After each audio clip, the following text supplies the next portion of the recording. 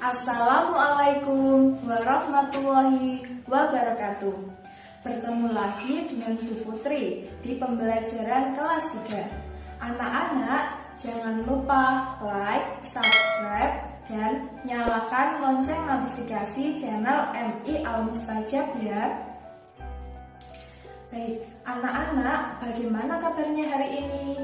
Semoga semua dalam keadaan baik, sehat, dan selalu dalam lindungan Allah Subhanahu wa Ta'ala.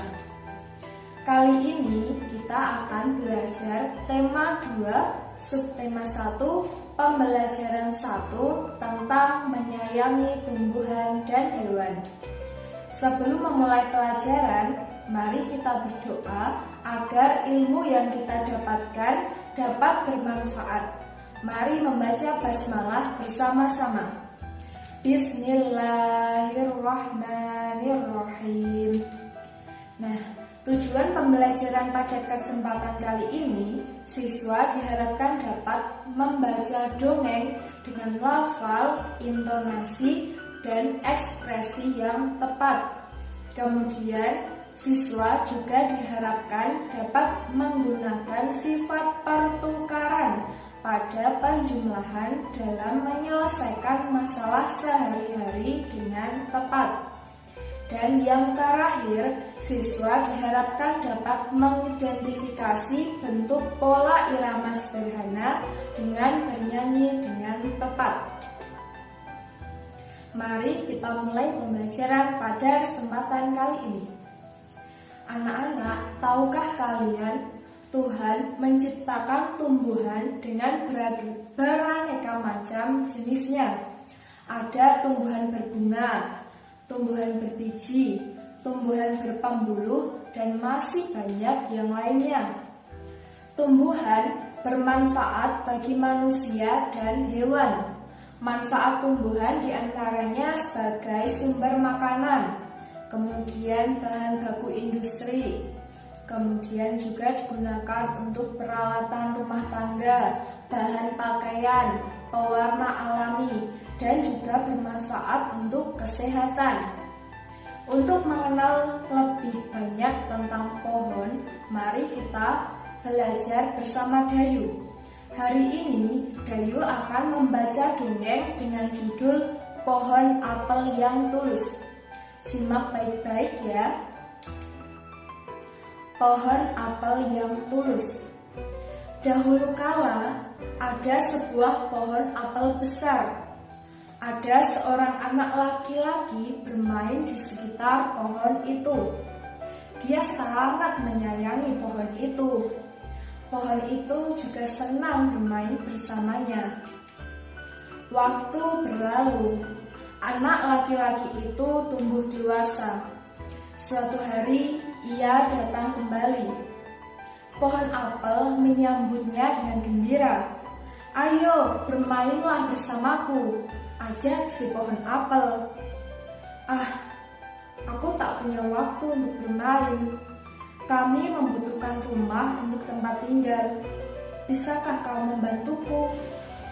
Kamu boleh memotong cabang-cabang pohonku untuk membangun rumahmu.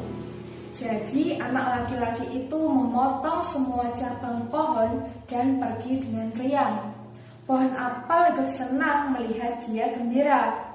Namun dia tak pernah kembali lagi. Pohon apel kembali merasa kesepian dan sedih. Akhirnya laki-laki itu kembali lagi. Laki-laki itu dan pohon kini sudah sama-sama tua. "Aku sudah tak bisa memberikan apa-apa," kata pohon apel. "Tidak apa-apa, aku hanya membutuhkan sebuah tempat untuk istirahat," jawab laki-laki itu. "Baik, sisa batang pohon tua adalah tempat terbaik untuk istirahat. Duduklah di sini bersamaku dan beristirahatlah," kata pohon apel. Laki-laki itu pun duduk bersandarkan pada batang pohon apel yang masih tersisa. Pohon apel pun menangis bahagia. Akhirnya mereka pun bersama kembali. Nah, itu tadi adalah dongeng yang berjudul Pohon Apel yang Tulus. Kali ini, apa yang kalian ketahui tentang manfaat pohon apel berdasarkan dongeng yang sudah dibacakan oleh Dayu tadi? Ya, di sana ada manfaat pohon yang diantaranya adalah sebagai bahan baku untuk membuat rumah laki-laki tersebut.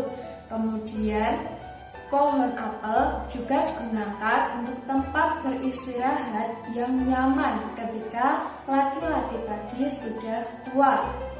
Nah, selain dua manfaat tadi, kira-kira manfaat pohon apel apalagi ya? Selain manfaat yang ada dalam dongeng, pohon juga bermanfaat sebagai sumber makanan. Contohnya tadi buah apel. Apel bisa dimakan oleh manusia sebagai sumber makanan. Kemudian, pohon apel juga banyak menghasilkan oksigen yang dibutuhkan oleh manusia. Kemudian, pohon juga merupakan tempat menampung air yang paling baik. Setelah membaca dongeng, Dayu teringat sebuah pohon yang ada di belakang rumahnya.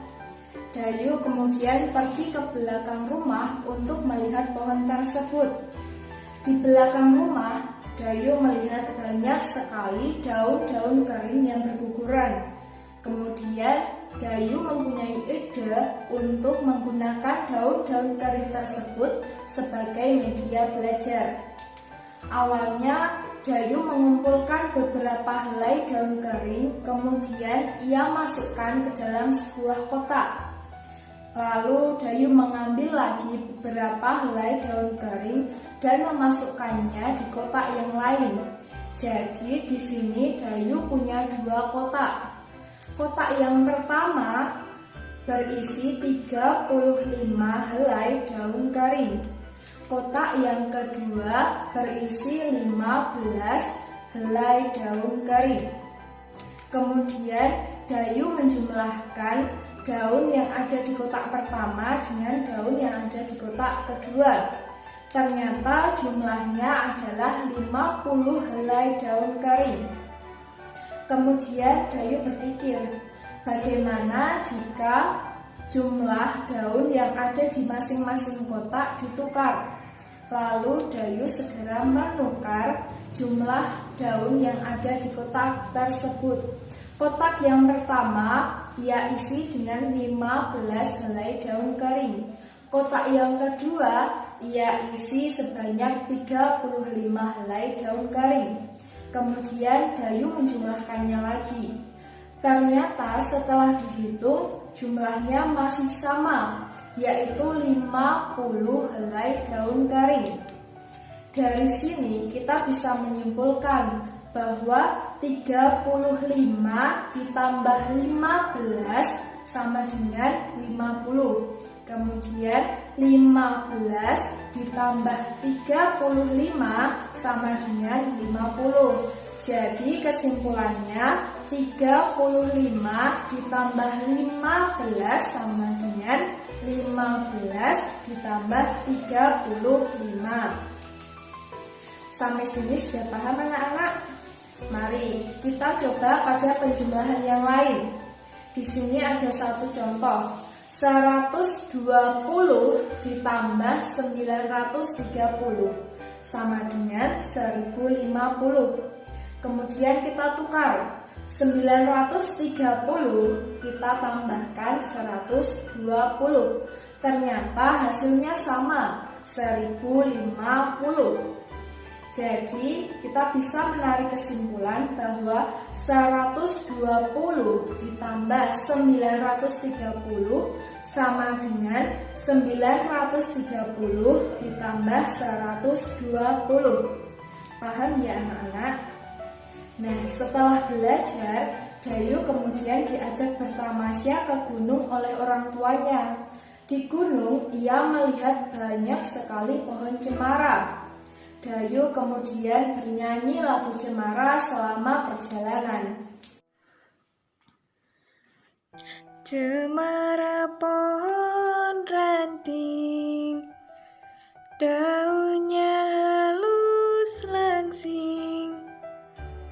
bergerak-gerak kian kemari seperti camar menari.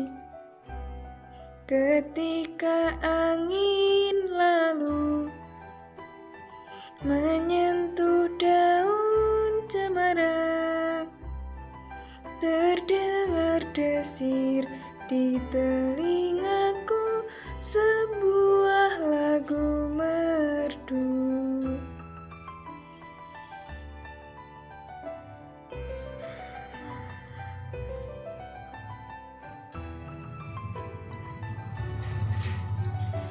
Cemara pohon ranting, daunnya halus langsing, bergerak-gerak kian kemari seperti tangan penari.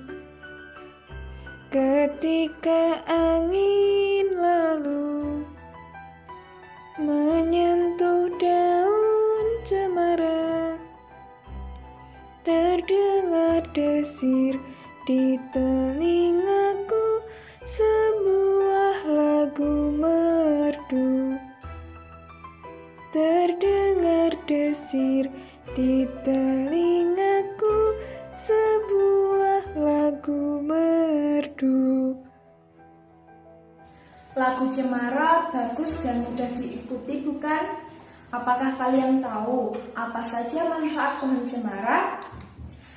Cemara memiliki banyak manfaat bagi manusia. Salah satunya, kayu cemara digunakan untuk membuat perabot rumah tangga. Pohon cemara juga bermanfaat untuk kesehatan, menyuburkan tanah, dan yang paling penting dapat mencegah abrasi.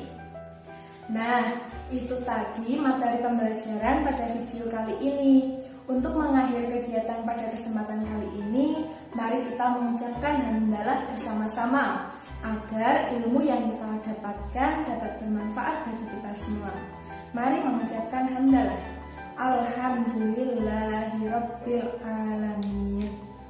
Cukup sekian dari Bu Putri, sampai ketemu di video selanjutnya. Terima kasih telah menyimak. Semoga bermanfaat, tetap semangat belajar dan selalu jaga kesehatan. Sekian dari Bu Putri. Wassalamualaikum warahmatullahi wabarakatuh.